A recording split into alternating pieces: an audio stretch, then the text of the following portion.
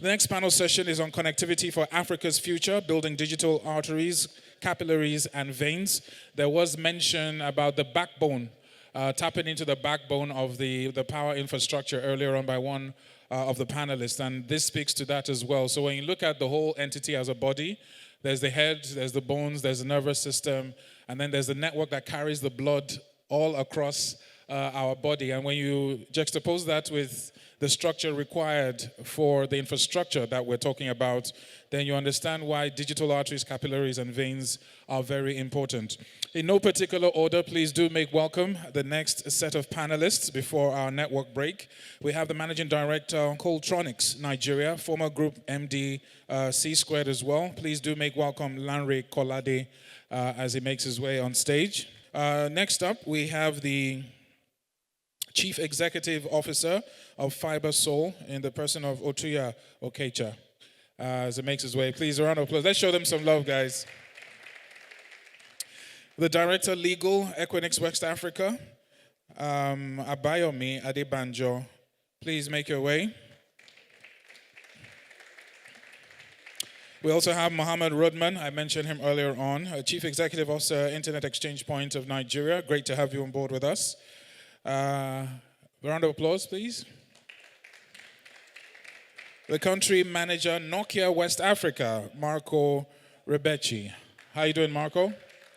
Great to have you with us. We also have Josephine Saruk, the Managing Director, Baobab. Hope I got that right.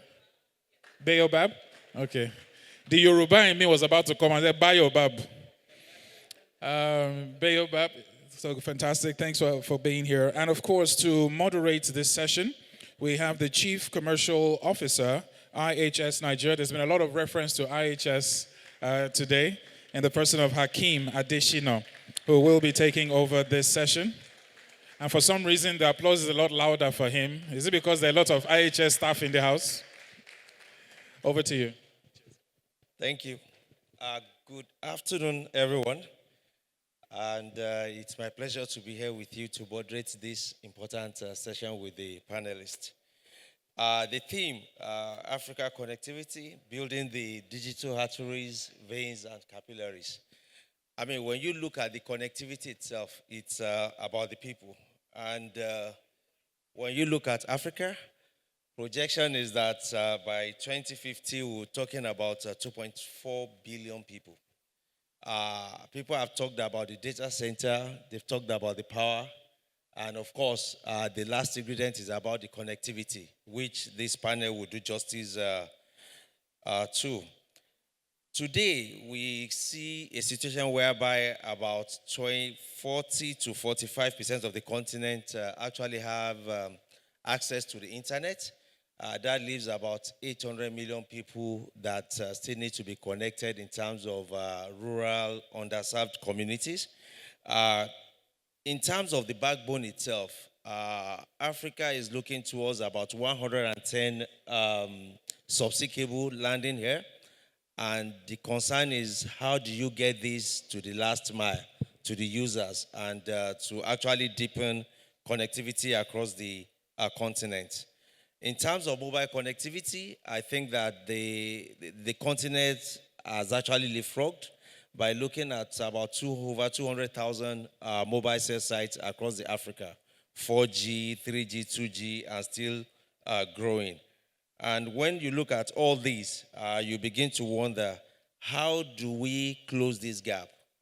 This panel would have to look at how do we bridge this gap, examine the neglected fiber corridors, and also how do you see the intersection of fiber, wireless, and even satellite in doing this. Along the regulatory, so when you see that 6% of this capacity that gets to our continent actually get deepened into the people, we need to actually look at how do we get broadband, fiber connectivity, meaningful access across Africa. So welcome to the panel, and I would like to start with Josephine, please. Today, the international capacity is abundant, but the fixed broadband penetration is still below 6%. From your own standpoint, it will be good to actually see that this stranded capacity, what are you really doing? What do we need to do in Africa to get it delivered to our people? Thank you very much for that question. Good afternoon, everyone. So, as you mentioned, yes, we do have quite a number of subsea cables in Nigeria. We have approximately 8 of them, and roughly about 400 terabyte per second worth of capacity. And to Africa, which recently landed, alone is doing a whopping 180 terabytes. So we do have sufficient capacity in terms of subsea to cater for Nigeria's demand for digital infrastructure and capacity to fuel a lot of what we're doing online. However, there are some challenges in distributing this capacity from the coastlines inland. And that's the reason why you're seeing disparity in terms of the quantity of capacity that's coming from the subseas and the capacity in country. Although a lot of work is now being done over the last couple of years to ensure that we continue to build infrastructure.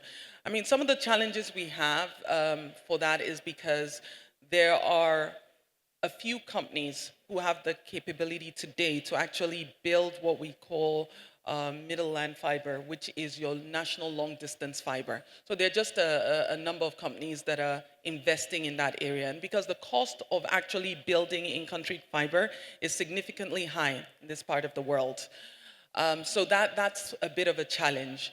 You also have challenges across various states where right-of-way charges can be quite high. Some states are charging you about 1,400 per meter just for rights of way, and other states are even higher than that.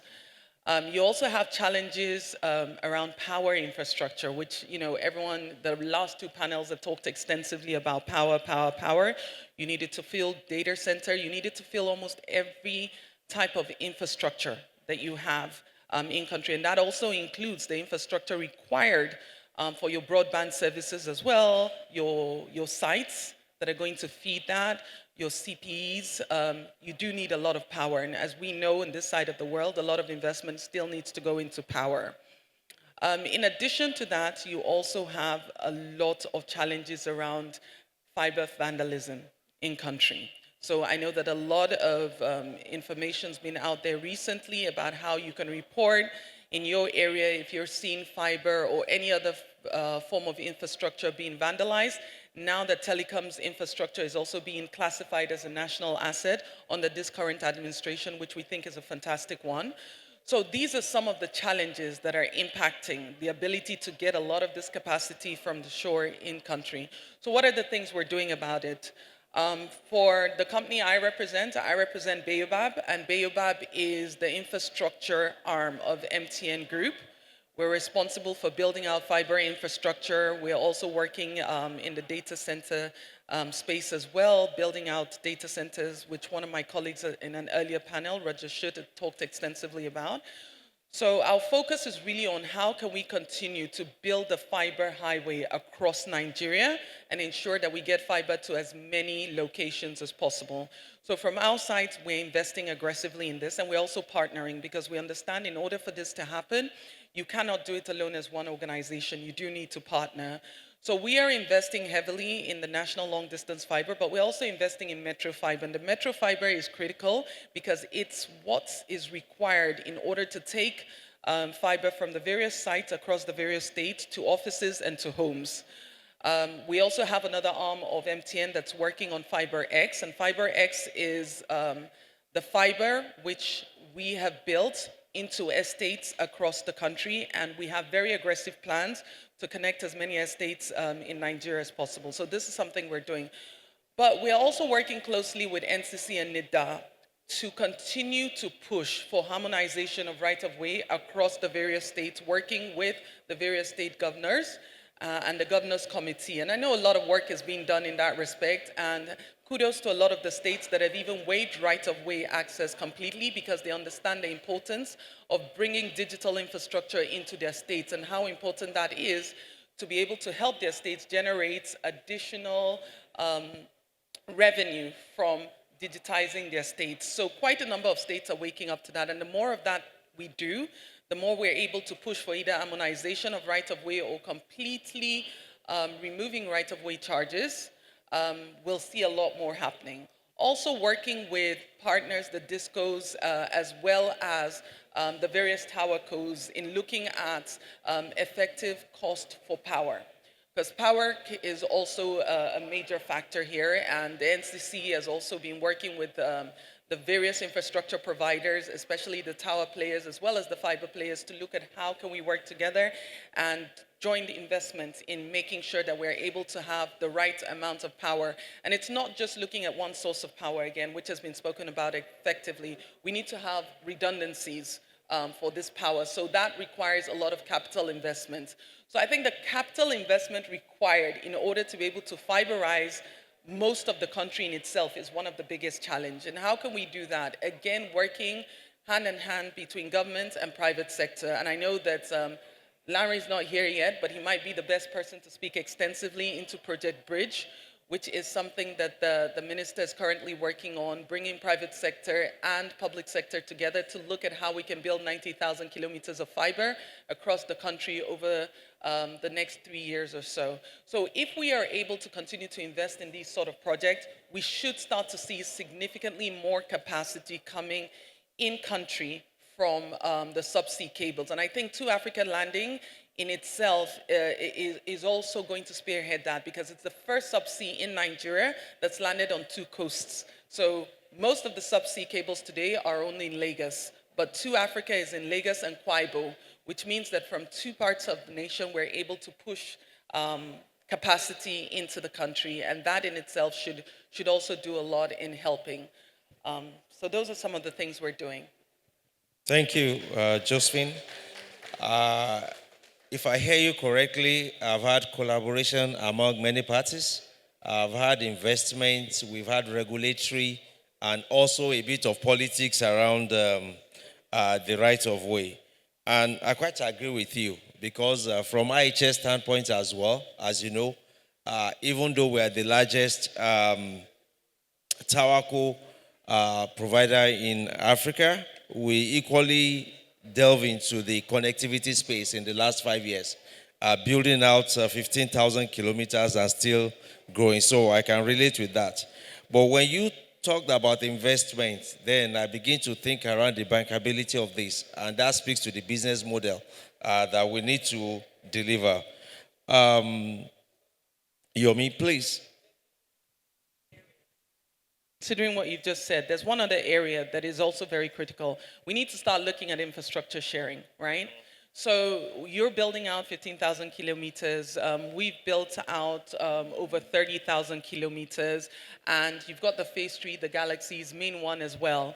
At some point, we all need to probably sit together and start to look at the possibility of infrastructure sharing. I'm sure some of you are aware that MTN's also signed with Airtel co-building arrangements where we agree that there are areas we all want to go into. We know that the cost of building out in country is massive. So let's look at areas that are relevant to multiple organizations and see how we can jointly invest in those areas so that we're not all building out the same infrastructure in the same axis and then leaving out other relevant locations as well from receiving some of this capacity. So I think definitely co-building is an area that we also need to consider into the future if we're going to be able to achieve as much of this in-country spread as possible. Thank you. I would like to acknowledge Larry Kolade, the CEO of Qualtronics, is joining us online. Larry, good afternoon. Hi, good afternoon, everybody. Can you hear me very well? Yes, we can.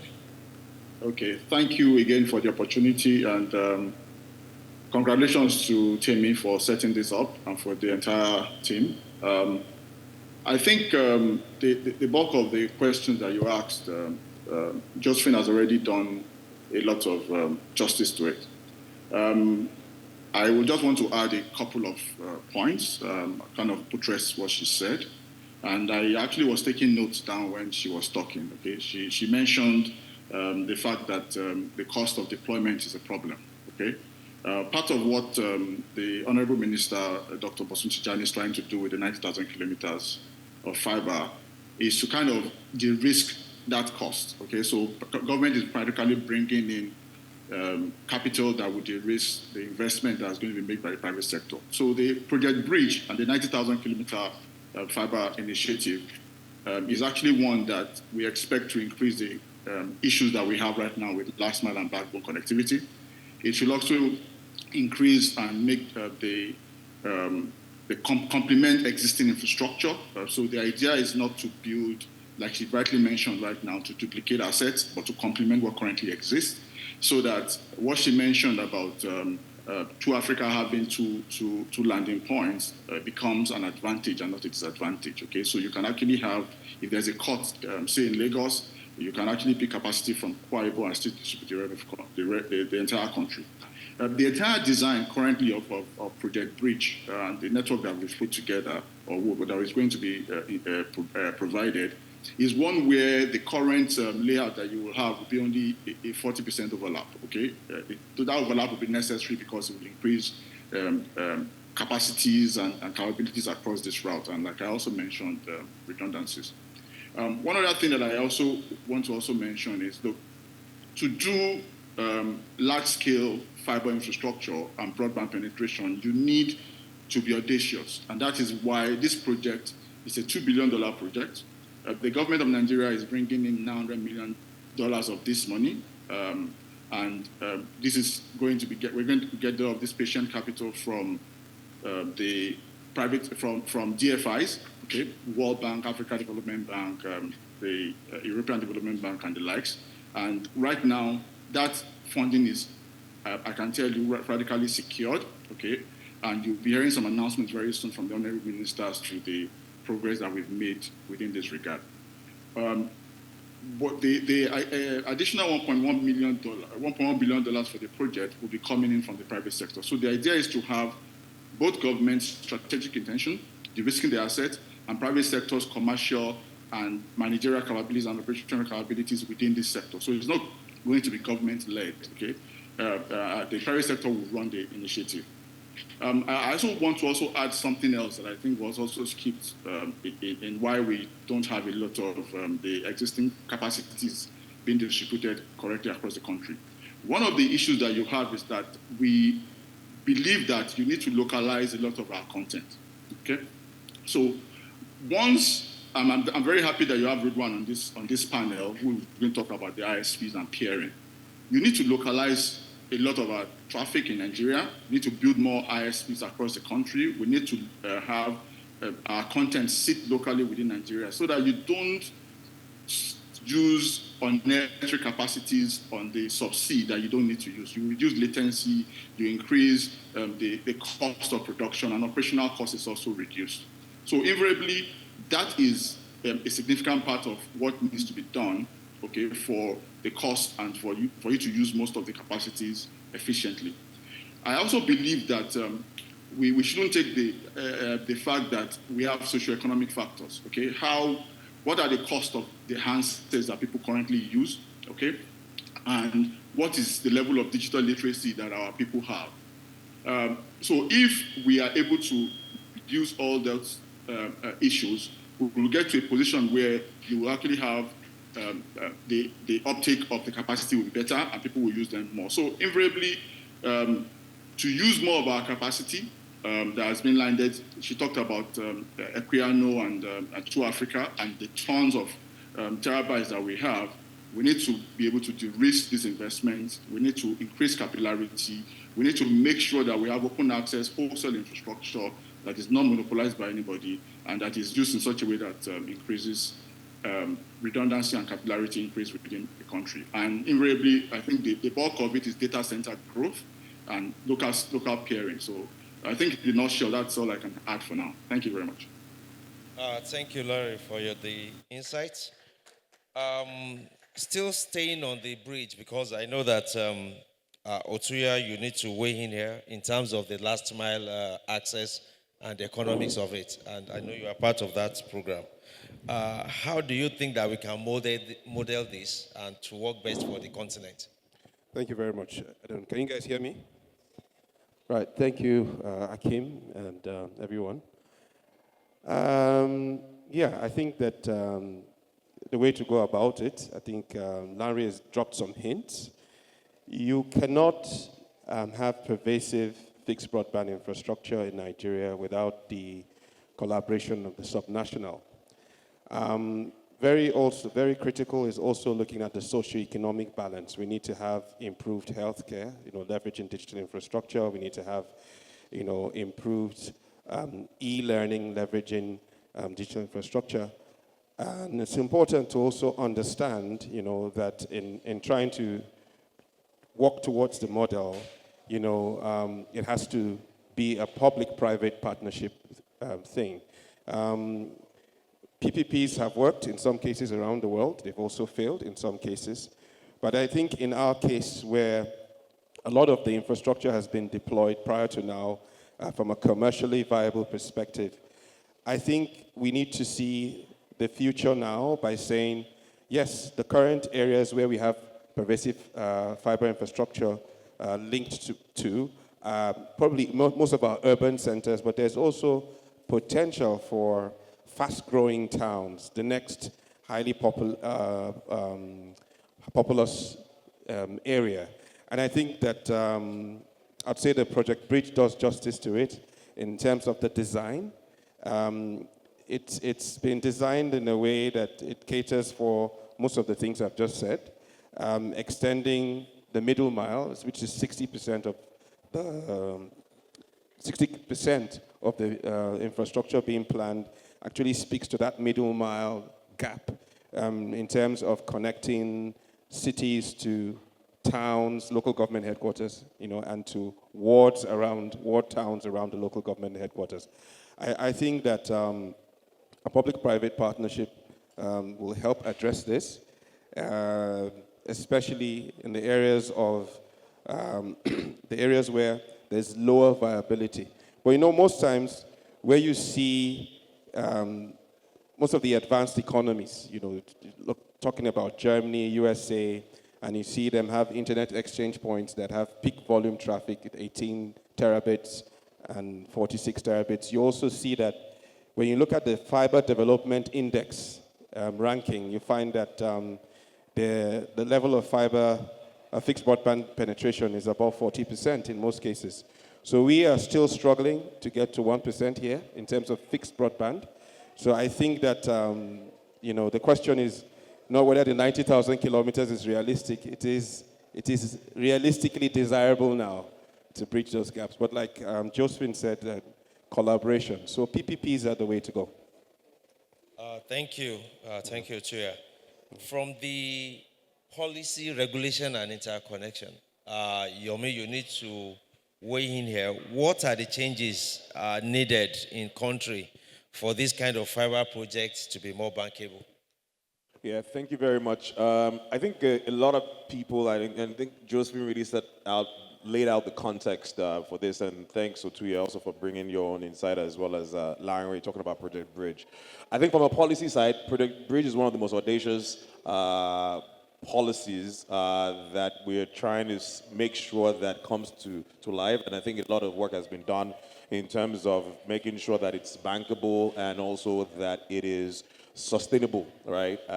And the bill design also takes into a number of things into consideration, and obviously it's helping solve one of the biggest issues that we as fiber cos have, which is the fact that the cost of build is extremely high, and also from a regulatory point of view, because subnationals are very key in terms of fiber rollout based on land law, the way the land law is designed, the right of way that is essentially a state's right makes it difficult in some instances to roll out as fast as you want. So where do I think, and also one other thing to point out, even as audacious as Project Bridge is, from the point of design to implementation to execution, I think realistically it's going to take a while. So what do we do in that interim period now? I think a couple of things that we can do is that, first and foremost, I think, yes, there's been a lot of work in terms of harmonizing right of way, but we are not seeing as much traction yet in terms of that. I think one thing I'm going to harp on, I think, is something that Josephine talked about, is in terms of collaboration, all right? Infrastructure sharing is one area of collaboration that we need to, and I know there's already policy around that, and also regulation by NCC, in order to foster that integration or that partnership between fiber cos and look at areas where you have assets and where we can leverage on that.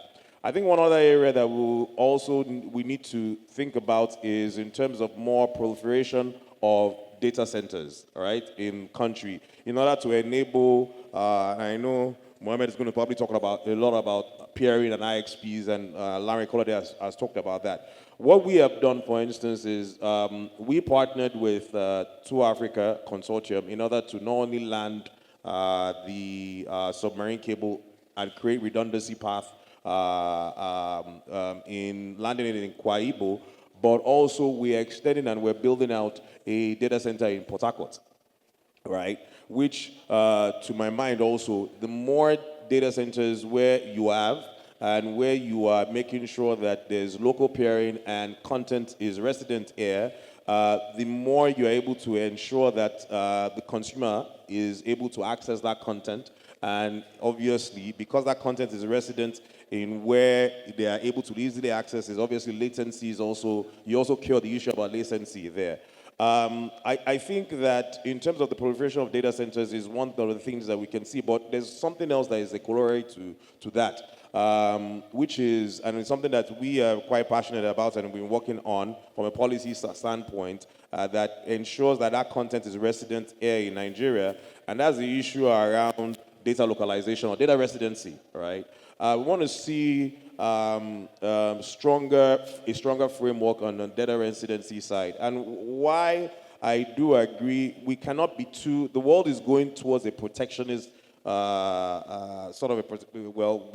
the advent of, since the advent of Trump, and we've seen a lot of things around tariffs and on terms of goods. But obviously, we can't make that mistake in terms of digital services because we can't be too protectionist. I think we have to have a very balanced, nuanced view in terms of data residency. And we have to have a view whereby we make sure that we apply our residency laws in a way that doesn't scare, rather it incentivizes some of the hyperscalers to come into the country and to create cloud regions here. And when they have cloud regions, when you have those hyperscalers creating cloud regions and you have strong local peering, it means that more content is resident here. It means that the fiber cos like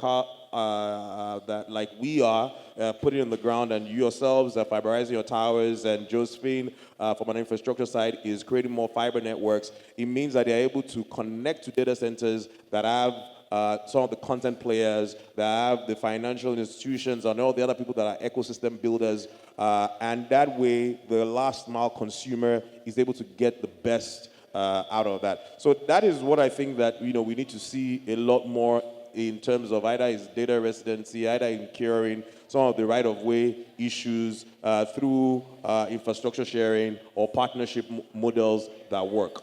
Yeah. Thank you, Oyomi. I've heard around these interconnection collaborations, and that brings me to Mohammed, IXP. You are actually the veins of this digital body, and from your perspective, what role can a stronger interconnection and traffic localization play in lowering this cost and actually improving the experience for our teaming users? Okay, we're not actually the vein, we are the heart. The vein of the networks is the transmission capacity across Nigeria, where the capillaries are the metros to connect end users. So we interconnect. For those that do not know what is an internet exchange point, it's a point where a physical facility where networks interconnect with each other to exchange traffic. When you say the word internet, it means the shortened of inter-network, different networks coming together. So when you look at all the investments in terms of submarine cables trying to reach somewhere is in millions and millions of dollars, trying to reach data centers that are massive, that are mentioned in the earlier discussions, that are massive across the world, substantially in the US and Europe, and we're trying to reach what there? Content networks. So with what IXPN is trying to do in Nigeria is trying to see how we can attract those content providers to come into Nigeria to domesticate their content. So with the coming of the content networks, because before now, substantially the networks that we have in Nigeria are all called access networks. You try to access the internet using access networks. And those access networks give you access to the internet. And we are trying to reach content networks. So we, at IXPN, we are trying to see how we can bring those content networks into Nigeria. By virtue of what we are doing in towards domestication of data, we have seen emergence of data centers. When we started operating, I can assure you at that time, there was no single carrier-neutral data center in Nigeria. In fact, the first one that started evolving at that time was Medallion, now Digital Realty. And there was only one submarine cable. At that time, Sat3, and almost all the remote sites are using satellites. So what we're doing is to ensure that the content that internet users are using is as closer to them as possible, and therefore that enhances the efficiency by dropping the latency, so it becomes faster. And because it's closer to the end users, it's now way, way cheaper. So the challenge we are having right now in Nigeria is that's why you have the Project Bridge. The challenge is that the transmission capacity across Nigeria is really expensive. I think he mentioned around 15% of the capacity that landed in Lagos is being utilized. The rest is unutilized, all because of the transmission capacity. Because, for example, I was in Ibadan last 3 months. The cost of transmission capacity between Ibadan and here, which is 130 kilometers, for a 1 gig capacity is 2.5 million naira. The cost of internet access in Ibadan for that same one capacity, 1 gig, is less than 2.5 million naira. What that tells you is that the capacity between Ibadan to Lagos is more expensive than Ibadan to London. Why? Because that is going straight through the providers of the link. And that's why the Project Bridge is really critical for Nigeria. Nigeria has attempted to solve that problem before through Galaxy Backbone. We couldn't succeed. Later, the Infracos, which we have not concluded, and now the Project Bridge. And I really pray that the Project Bridge comes in, which will really, really enhance penetration of internet access across Nigeria. Tokwe mentioned around, is it 6% of the internet users are on the broadband or thereabout? I'm not too sure. There are some figures, but the reality is 99% of internet users in Nigeria are on the mobile devices. If you go to some states in Nigeria, roughly around 40% of the states out of the 36 in Nigeria do not have a local internet service provider. You go to a state, for example, in Gombe, where you have 3 million people, there is no single local community internet service provider. And the major bottleneck of all this is the transmission capacity across Nigeria. And that's why Project Bridge is trying to come on. And immediately it comes in, it will solve that problem. Because if everybody is just using the mobile devices, and the truth of the matter, why is it only mobile devices? I mean, why is it that the mobile network operators are the only ones that can deploy this infrastructure? It's because of the myriads of problems that we have mentioned. Part of the things they have not mentioned is the constant regular fiber cuts. The MD of MTN mentioned some time back that they have an average of around 1,000 fiber cuts per day, which is really massive in terms of downtime. Therefore, they have to have multiple routes to solve that problem. So I don't know. Thank you. Sorry, if I may chime in as well. We're talking about, the issue of fiber cuts are real. It's a big problem. But I'll say that even though we're all putting out some Project Bridge, right? What's going to happen in the interim period? And I think one of the things that is emerging technologies is non-terrestrial networks, right? In terms of satellites. And I know that, and it's going to be very important, critical for us to bridge that coverage gap in Africa generally. I know that I was one of the naysayers initially when some of the non-terrestrial networks and satellite companies started to come into Nigeria, and I was like, oh, because of the cost is going to. But what you can see is that because the deployment turnaround time is significantly lower, and also they don't have right-of-way issues, you have seen the amount of, even you use Nigeria as a test case, you have seen the amount of mileage that they've been able to achieve over the past 2 years. Now, you're going to see more and more non-terrestrial networks that are going to come into Africa or into Nigeria. You're going to see that. But they're still going to be reliant on making sure that they need two things that are still critical. They still need data centers as exchange points, right, for them to be able to, and they still need a lot of fiber also to back all that traffic that they are, sorry? They still need that fiber backhaul for that. So I think in the interim, you're going to see more and more non-terrestrial networks as well. Another thing that people we're going to focus on is just technological optimization. How do you get the best out of your out of your fiber assets that you have right now, whether using SDH technology or using GPON or other technologies that create optimization? Thank you. I hear in the room hybrid models, fiber, wireless, satellite. Marco, this is to you. All these infrastructure investment collaboration requires some sort of viable business model that this continent has to deliver in terms of the middle last mile infrastructure development. From your own standpoint, what do you see? How do we deliver on this business model? Thank you, Hakim, and thank you, Hyperscale, for organizing this. We were so eager to be here, and finally we are. Yes, thanks again on the point. There is indeed a huge capacity now that is coming on the shore thanks to the submarine cable. We need to make sure that we are bringing these into the enterprise, to the people and everybody. To do this, we need to build backbone, we need to build the middle mile, and we need to build last mile. While the first part, which is backbone and middle mile, is obviously on fiber, and I think we have been saying enough that collaboration, shared infrastructure is key here. We need to join down together to make sure that all the routes which are available are mutualized to fight against the fiber cut. Nokia comes here as a supplier of premium connectivity.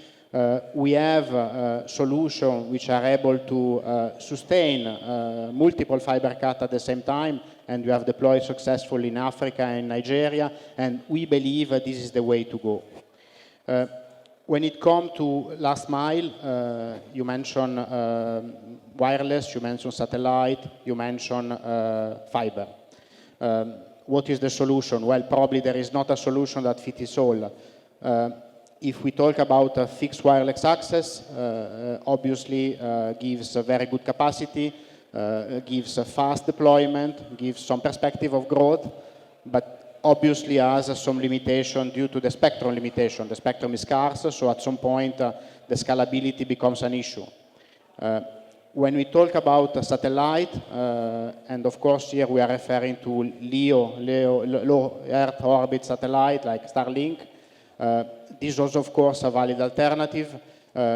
This is something that is fast, give good capacity, give acceptable latency as well compared to the former geostationary satellites. But again, is having the limitation of technical challenges due to the Doppler effect. You know, those satellites are moving together, so the network is becoming complex, and being able to give the right stability in terms of performance is not always there. Obviously, the best solution will be the GPON, the fiber to the home, which comes at a cost. This is obviously connecting with the fiber till the end user. It means a massive deployment. So probably a combination of all of them is something that it makes sense. Probably fiber in the dense areas, wireless to start, to capture the market, to capture the growth. Rural areas, suburban areas, probably more, again, wireless and satellite. One point to mention as well is we spoke a lot about collaboration in the middle mile, but there is a need of collaborating as well in the last mile. It doesn't make sense that there is operator A that goes to deploy to one house, then operator B is going to deploy to the same house. A model of wholesale, a model of open access is probably something which will help to bring down the cost for the companies, for the investors, and eventually for the end users. Thank you, Marco. I think for the sake of time, just one last word. I'll go around each of you, and in one sentence, what is the single most important artery capillary vein Africa must build to achieve digital inclusion? I'll start with you, Josephine. For me, it's collaboration. In order for us to be able to ensure that we get to where we need to get to as Africa, we need collaboration across all the infrastructure sectors that play a role. The manufacturers, the equipment manufacturers, the Nokias of this world, we need the satellite players. We need more subsea cables in as much as we believe that we already have quite a lot. As I mentioned earlier, over 400 terabytes per second. But we do have some that are already coming to end of life. So we continue to need to invest in this. We need government to play a big role in ensuring that the policies also support the investments that these organizations are bringing into country. We need to look at tax options in terms of tax rebates in order for us to go into some of these rural locations. As we mentioned, we need more policies that are going to protect infrastructures as they're being placed on ground, because even if we do go ahead with ensuring that we continue to build more middle mile and last mile infrastructure and Project Bridge happens, without the relevant security agencies working on ensuring that these infrastructures are secure, we're still going to continue to have all the multiple fiber cuts that have been mentioned earlier. We say it's expensive to build infrastructure, but it's even more expensive when you need to ensure that you have a budget just to ensure that as the fibers are being cut, you are going in as quickly as possible to rehabilitate those fibers and to put them back in place. I mean, I've never seen it so bad as I've seen in Nigeria, and I've worked in other countries across the world. So just having to have such budgets in place just to make sure that these are all in place, it's a problem. So I think it's a collaborative effort, and if we're able to all work together to ensure that we're able to build the relevant amount of the infrastructure together across all the various segments that are responsible for this, we'll do a great job in making sure we build Nigeria's digital infrastructure. Yeah, thank you. Larry, from your side, closing statement from you. I think one closing statement, and one that I think everybody has been talking about, is, will Project Bridge happen? And I just want to assure everybody that Project Bridge is happening. That 90,000 kilometers of fiber will be built. There is significant institutional support from the president. There is the leadership from the Honorable Minister Bosun Tijani. There is a collaboration from DFIs in terms of funding. And there is also significant interest from strategic partners and private sector participants. So in my view, the 90,000 kilometer fiber for Nigeria is actually something that will leapfrog into the whole of Africa. The current design is to connect the entire country, the nooks and crannies of Nigeria, and have an open access network that's going to connect to neighboring countries. So invariably, once Project Bridge succeeds in Nigeria, the effects in terms of the model will be replicated across the continent. And we believe that this is a very big deal and one that will change the dynamics of our beloved country. Thank you very much. Thank you, Larry. Otia, over to you. Yeah, thank you. Thank you. So I think for me, it's important that as Africans, we look to the past in terms of how our ancestors did things. Today we have urban centers, which are more like centralized areas of activity. But for us as ancestral Africans, the communities were always our core. They were the heart of our existence. It's important that we consider, community networks. By this, I think that the design of Project Bridge has catered to the middle mile in that respect, where there's connectivity to the 774 local government headquarters and the ward towns around the local government headquarters. I think that in as much as there may not be so much high commercial viability in taking infrastructure to the rural areas, all of us here, in the urban areas, we have relatives in these rural areas who also need some type of service. So I think for us to have the socio-economic mindset in approaching the digital infrastructure development issue. Thank you. Thank you. I've been told that our time is up, but just one last statement. Yomi? One last statement. I think regional integration, data residency, stronger local peering.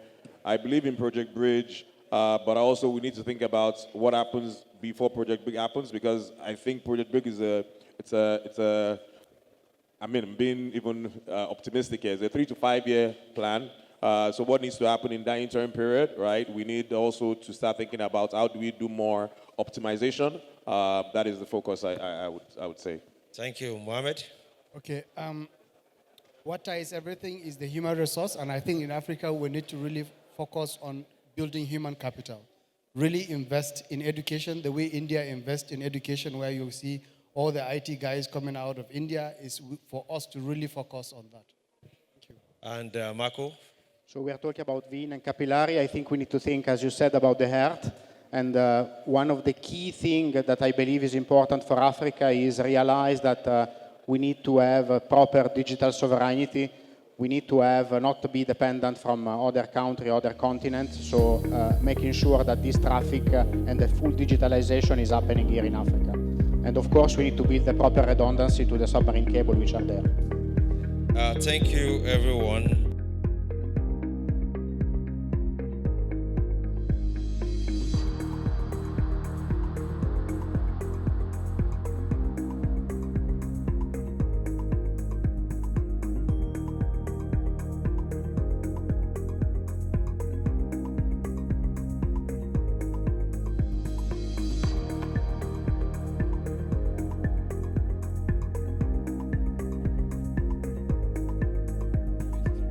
Okay, all right. So it's very important that Africa takes charge of the narrative. And this particular session, I am excited to introduce, as we talk about mobile first to AI ready, will Africa deliver on innovation? First up, I would want to welcome on stage the Trade Councillor West Africa Business Finland in the person of Eero Tauvanen. Hope I got that right. Thank you so much for being here. We also have the General Manager, Architecture and Enterprise IT, MTN Nigeria, and the person of Bukola Ajayi. Bukola Ajayi, okay. The Chief Technical and Innovation Officer, Uranus Technologies, Olusegun Malegemi. Thank you so much for being here as well. We also have the Chief Executive Officer, Balancing Act, in the person of Russell Southward. Russell Southward? Okay. And of course, last but definitely, can we have you gentlemen here? Just take one. Yeah, you sit here, then here. Thank you so much. And last but definitely not least, to join the panelists is the Director General, National Information Technology Development Agency, the organization saddled with a lot of the innovation, the policy implementation in this sector as well. And we would really love to hear all he has to say. Please do make welcome Dr. Kashifu Abdullahi, the DG of the National Information Technology Development Agency. And to moderate this session is a man who needs no introduction. If you're in this space, you know him very well, very astute, and more importantly, a voice that you do want to listen to in this sector as well. He is the Chief Executive Officer, Open Access Data Centers. Ladies and gentlemen, to moderate the session, please do make welcome Dr. Ayotunde Koka.